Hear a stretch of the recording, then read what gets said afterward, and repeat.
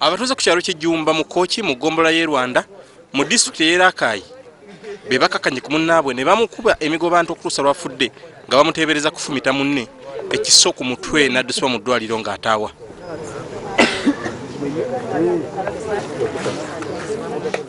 Abatuuze bano abadde abasanyufu ennyo bagamba nti bakooye abatemu ku kyalo nabo kwe kusalawo okutwalira amateeka mu ngalo.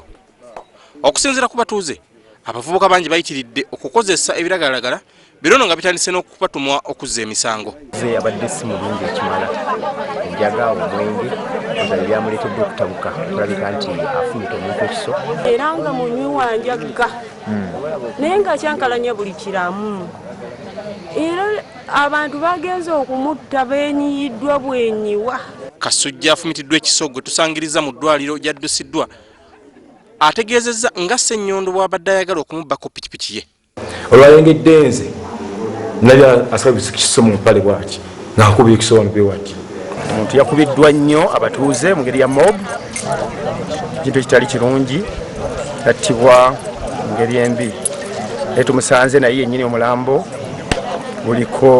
gulimu enjaga mu nsawo ebintu ebiraga naye abadde olusinga ayinza okuba atadde mutuufu. Oluvannyuma poliisi ezze n'ekebera omulambo era nekakasa ng'omuntu bwe yakubiddwa okutuusa lwafudde.